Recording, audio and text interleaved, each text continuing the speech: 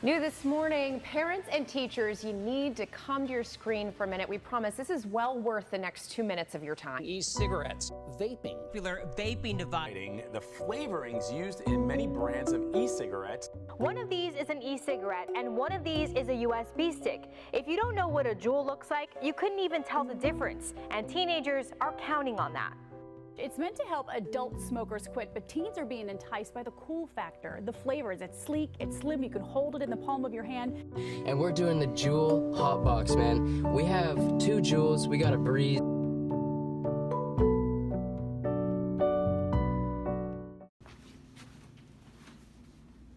I'm Audrey Darville. I'm an associate professor in the College of Nursing. I work with the Breathe. It's a research group here looking at clean air, healthy policy, and I work with the tobacco treatment arm of the Breathe team. You know, I think that anytime that somebody's putting foreign substances in their lungs, there's cause for concern because I'm a healthcare provider. I see it from the perspective of a healthcare provider.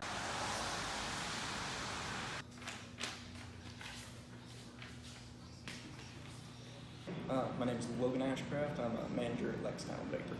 I've been working here for about probably 3.5 years now. Just people wanting to get off cigarettes. I mean, just a lot of people are not wanting to smoke anymore, really. People are really starting to see the health effects of constant smoking, and they're seeing people switch to these devices and feel a lot better. So I believe that's probably why they're switching, why it's picked up popularity. One of the problems is that we talk about e-cigarettes like they're one thing, and they're not. There are about 400 different devices, 7,000 flavorings, hundreds of other chemicals, that go into a mix. There's generally about 40 to 60 chemicals, but again, it's not regulated, so we don't know. There's no labeling required. But clearly fewer chemicals than are in combustible cigarettes.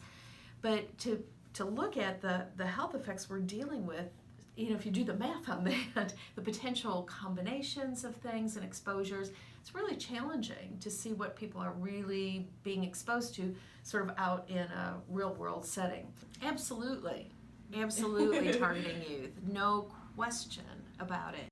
Typically around early 20s to anywhere 70s, 80s. I've seen a lot of older people. The industry has known for a long time that flavorings is very important, and with the sales and the promotion of a lot of these youth-based flavorings, cotton candy.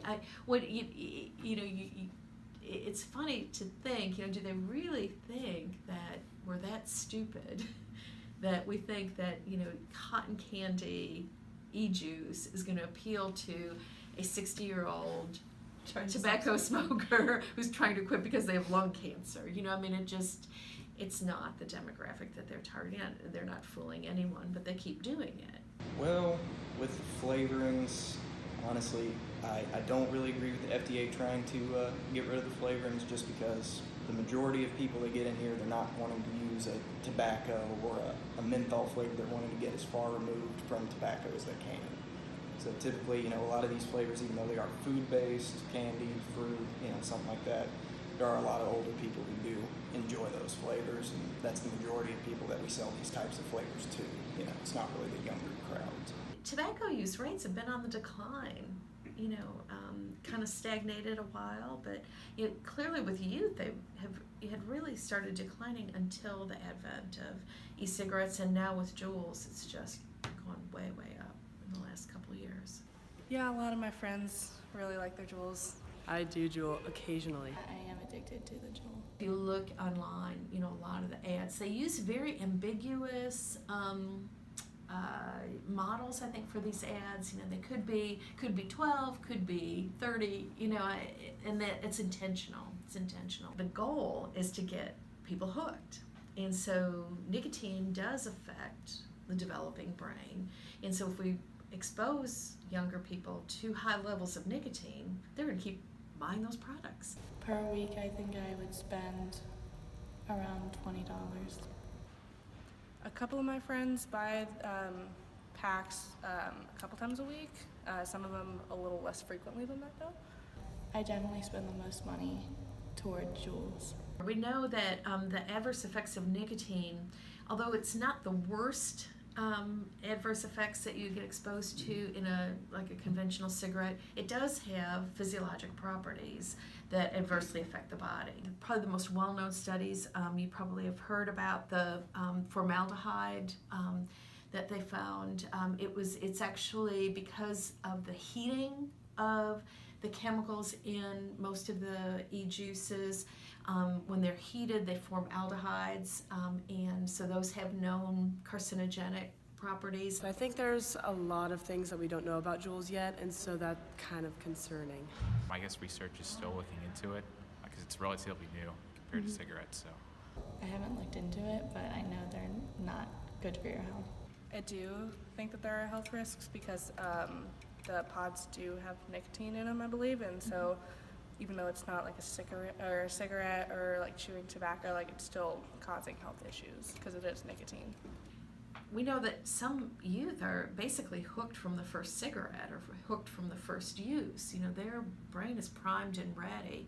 And so the more nicotine we expose people to in these devices, thinking, oh, I'm just using it on the weekend or, at a party, eventually it starts to escalate just because the nicotine is so addictive. I tried to set a limit that I would only Juul on the weekends. I do not want to get addicted. That is the reason why I do not own a Juul. I just don't want anything to do with nicotine or anything like that. Usually I don't have withdrawals because I'm buying the pods as soon as I run out, but if I don't have it for about 2 days, I'll get anxious.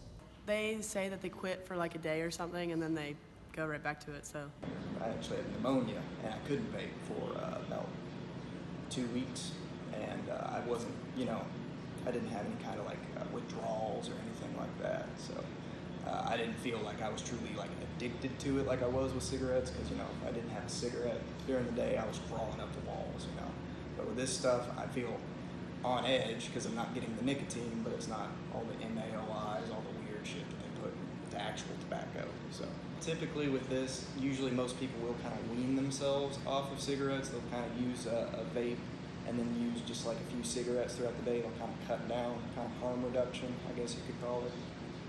But then eventually, people will try to put down the cigarettes completely, just go with vaping. And then, like I said, they may eventually pick up a larger device, go in it with a kind of hobby mindset, or they may just drop it completely and just, say, I'm healthy, I'm going to drop it. So in terms of potential positives, I've worked with tobacco cessation. We have 7 medications. We've had 7 medications, no new medications, probably in the past 10, 15 years or so. So clearly we're not getting everyone to quit with our existing repertoire of medications. So the idea of having e-cigarettes as a choice for people to help them quit is very appealing. They appeal to people. It has the same sort of look and feel as a traditional cigarette. I was smoking about 2 packs a day. When I did smoke, I did really like my cigarettes, a lot. But with these, once I actually did kick my original habit after about 6 months of vaping, it was really just, I think if there were some way to develop and design these devices so that they do truly produce the least amount of harm possible and are used in an evidence-based way to help people quit, yeah, I think that would be great. Do I think there's any positives for youth using them?